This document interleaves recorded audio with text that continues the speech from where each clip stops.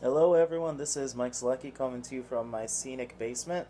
I want to show you my pride and joy. This is my drum set that's been around with me for a long time, so it's very out of tune, but it'll be fun.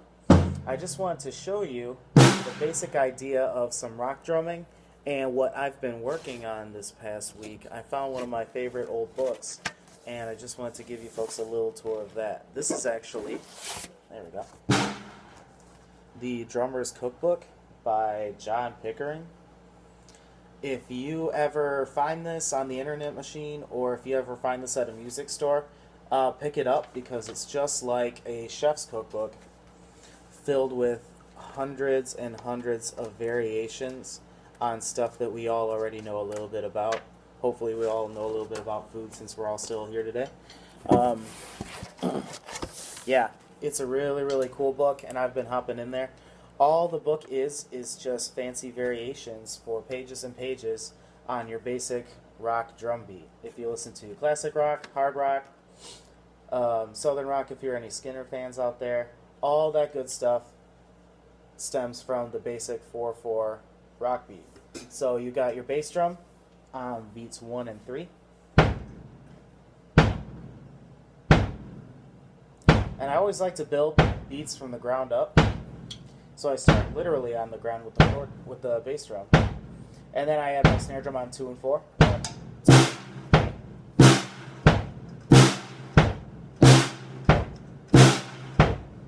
And just like that, we already have a Def Leppard tune. So if you want to play along with Def Leppard, you already have the tools. Then we add some 8th notes on the hi-hat.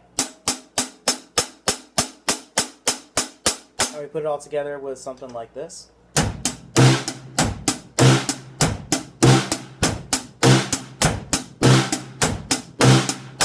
Nothing too exciting, but if you're first starting out, practice just that for years and years and years and years until it becomes totally second nature, where you don't have to think about what your limbs are doing. So what I want to show in this book, and again, just like my trumpet book, there are homework assignments in here from 2006, 2007, all that fun stuff. What he does is he takes the basic rock beat and he writes it on only 3 lines. 99.9% of the time, the bass drum's going to be on either the bottom space or the bottom line.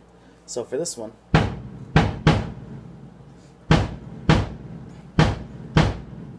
is that rhythm right there, and I'll spell that out in just a sec.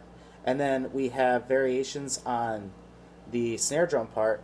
A lot of time when there's 5 lines, you're going to see it in the 3rd space. That's kind of a rule of thumb. This is right in the middle, so it's just going to be the middle line. That kind of stuff. And then, just like I did before, 8th notes on the hi-hat all the way across the top. A lot of the music you play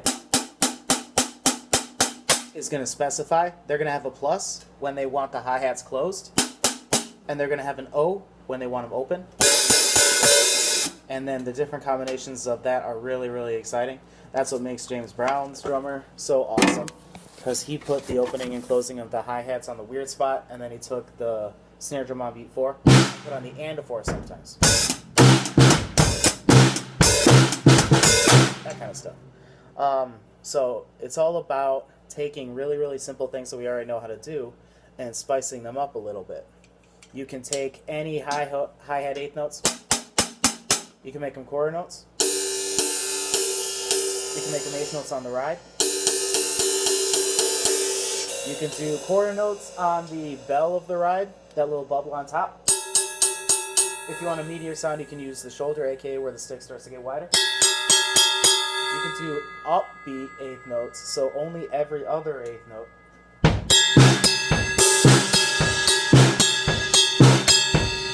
Some of you might have heard that kind of stuff before. It's all taking basic stuff and putting some variations with it. So what I'm going to do now is show you one quick thing that I think is a pretty neat trick. And then when I'm going to hit the ground running, I'm just going to play all of this. Now you'll notice I'm even wearing headphones now. This is so I can so I can plug a metronome in, so I can stay with the beat. And these also cancel out a lot of the sound from my drum set because we want to protect our ears. Our ears are our most important tool as musicians, so we want to be nice to them. Yeah. going to show you this part and then hit the ground running. The cool thing, and this might make me slightly weird, but right now I'm actually using my bass drum barefoot. And that's because there are a lot of fast 16th, whoa, I'm getting dizzy. There are a lot of fast 16th notes in these songs. And what I actually do is something similar to double tonguing, but with my foot. For my first note, when I want to go really fast on bass drum, I hope you can see this, I actually angle my foot a little bit. I hit my heel down in that spot, and then I put my toes down. And you can do this with socks on. I actually recommend socks on so you're nicer to your feet. If you have shoes that fit exactly right, aka there's not a lot of extra wiggle room at the toes, you can totally use those for that. So just try them out. Just like double tonguing in the trumpet video, you want to make sure those sound as similar as humanly possible.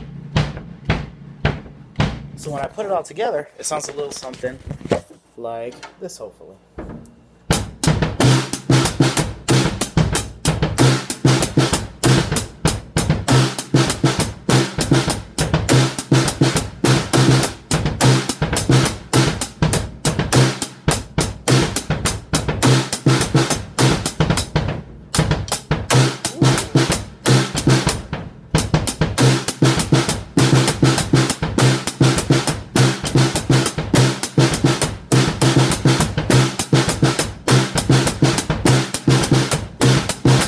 So that is all just me taking the normal beat and spicing it up a little bit. A lot of times I'm adding an extra note on the E of beat 2.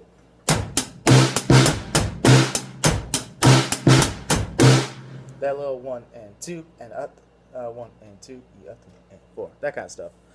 Then I'm showing all the extra bass drum stuff in there. The hi-hat's staying the same. But if you get to a point where you can just go through pages and pages of this stuff and it doesn't bother you at all, no matter what speed, because we start slow and get faster, then you can add some spicier stuff in there. It even recommends, once you get it down with 8th notes, it has the same pattern here in 16th notes, so you want to take those up on the hi-hat. And that is a lot harder than I can do right now, because I'm still working on this.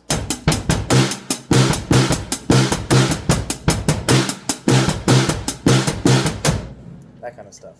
So keep practicing. Start off as slow as humanly possible. With drumming, you can just plug your phone in. You can find one of a million free apps that are a metronome. Just get a consistent speed and keep working it from slower to faster. The more you work with the metronome, the easier life will be as a drummer, I promise you. So yeah, thank you very much and have a great evening.